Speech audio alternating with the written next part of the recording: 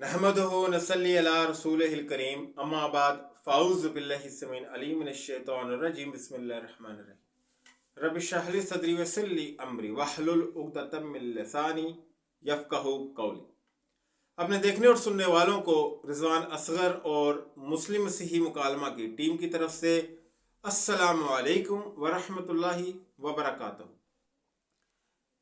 गुज़िश्ता दिनों मेरी नज़र से एक वीडियो गुजरी जिसमें सुनील राज साहिब कुरान मजीद फुरकान हमीद की एक आयत पर सवाल उठाते हुए फरमा रहे थे कि सूरह मुआयदा की आयत नंबर 32 में अल्लाह सुब्हानहू व तआला ने जो फरमाया है कि अगर किसी एक इंसान का कत्ल कर दिया जाए तो सारी इंसानियत का कत्ल है, और अगर किसी एक इंसान की जान बचा ली जाए तो गोया ये तमाम इंसानियत की जान बचाने के मुतरादिफ है। वो ये गिला कर रहे थे कि मुसलमान उलमा कराम ये आयत आदि बयान करते हैं और फिर वो ये कह रहे थे कि ये आयत बनी इसराइल के लिए नाजिल हुई थी। आइए ज़रा सुनते हैं कि उन्होंने क्या फरमाया और फिर उनकी बात का जवाब देंगे। उसके बाद एक आयत है कुरान के अंदर सूरह अल माइदा चैप्टर नंबर 5 वर्स नंबर 32, मशहूर आयत। और दुनिया के तमाम इस्लामिक स्कॉलर्स, चाहे वो जाकिर नाइक हो, चाहे वो इमरान साकिब हो, चाहे वो अदनान सुलंगी हो, चाहे वो खाबर रियाज हो, चाहे वो अब्दुल वारिस हो, कोई भी हो, दुनिया के तमाम इस्लामिक स्कॉलर इस आयत को हमेशा आदा करते हैं कि एक इंसान का कत्ल सारी इंसानियत का कत्ल और एक इंसान की जान बचाना सारी इंसानियत की जान बचाना। लेकिन जो ऊपर वाली आयत है कुरान की, हमेशा खामोश हो जाते हैं। कुरान के अंदर लिखा हमने बनी इसराइल से कहा, हमने बनी इसराइल से कहा, लेकिन किस किस्म की आयत पूरी बनी इसराइल की तरीके के अंदर, पूरी मसीहत की तरीके के अंदर नहीं कही गई, बल्कि ये तो 300 साल पहले पैगंबर इस्लाम के ये आयत जो थी, हजारों रब्बीस जब एक कॉन्फ्रेंस में इकट्ठे होते तो वहां पे लिखी गई थी। ये तालमूद की आयत है और उस आयत के अंदर लिखा था, मैं आपको बता देता हूं कि उस आयत के अंदर क्या लिखा था। उस आयत के अंदर लिखा था, ये मिशना सैनिटरी 4:5 है, उसके अंदर लिखा है if any man has caused a single life to perish from Israel he is deemed by scripture as he had caused the whole world to perish and anyone who saves the single soul from Israel he is redeemed by scriptures as he had saved the whole life। अभी आप कह रहे हैं कि कुरान जो है वो उसकी तस्दीक करता है, कुरान की तस्दीक करता है, ज़बूर की तस्दीक करता है, इंजील की तस्दीक करता है। अरे भाई, ये जो आयत है माइदा चैप्टर 5 वर्स नंबर 32, ये तो ना कुरान का हिस्सा है, ना ज़बूर का हिस्सा है, और ना ही इंजील का हिस्सा है, और ना ही बाइबल का हिस्सा है। ये तो तालमूद का हिस्सा है, और जो कुरान है वो तालमूद के भी हवाले देता है, और वो चीजें तो इल्हामी है ही नहीं। इसका जवाब जरूर दीजिएगा। जी, जैसा कि आपने सुना कि सुनील राज साहिब क्या फरमा रहे थे और किस अंदाज में फरमा रहे थे। इनका ये कहना है कि अगर ये हुक्म बनी इसराइल पर नाजिल हुआ था तो यह बात तौरात में मौजूद होनी चाहिए थी। इनके लिए अर्ज ये है कि जो मौजूदा तौरात हमारे पास आज मौजूद है, ये हज़रत मूसा अलैहिस्सलाम की वफ़ात से कमोबेश 1200 साल बाद लिखी गई। ये वो तौरात नहीं है जो मूसा अलैहिस्सलाम पर नाजिल हुई थी। लेकिन थोड़ी देर के लिए अगर ये बात हम तस्लीम कर लें कि ये वही तौरात है जो मूसा अलैहिस्सलाम पर नाजिल हुई थी, तो फिर चंद सवालात हमारी तरफ से भी जन्म लेते हैं। जैसे कि जब हम अहदनामा जदीद पढ़ते हैं तो हमें बहुत सी ऐसी मिसालें मिलती हैं जैसा कि सुनील राज साहिब ने जिक्र की। मिसाल के तौर पर मत्ती की इंजील के बाब 22 की आयत नंबर 31-33 में यसू अलैहिस्सलाम लोगों से फरमाते हैं कि और मुर्दों की क़यामत की बाबत खुदा ने जो तुम्हें फरमाया था, क्या तुमने वो नहीं पढ़ा? Question mark. मैं इब्राहिम का खुदा, इसहाक का खुदा, याकूब का खुदा हूँ और मुर्दों का नहीं बल्कि जिंदों का खुदा हूँ। ये सुनकर लोग दंग रह गए। ऐसे ही याकूब की किताब में बाब नंबर 4 आयत नंबर 5-6 में लिखा है कि क्या तुम ये गुमान करते हो कि नविश्ता बेफायदा कहता है, जो रूह हम में सुकूनत पजीर है वो गैरत की मुश्ताक है।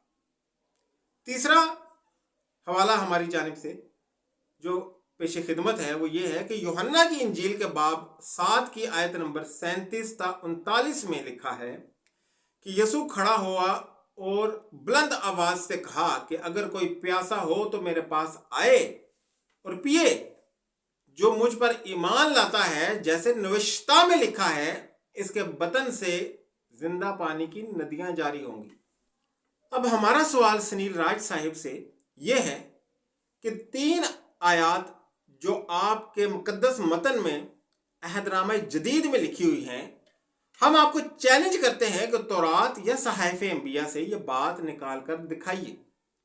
अगर आप ये आयत निकाल कर नहीं दिखाएंगे, जो कि आप यकीनन नहीं दिखा सकते, तो اس کا صاف مطلب یہ ہوگا کہ صحائف انبیاء اور تورات آج اپنی اصل شکل میں موجود نہیں ہیں۔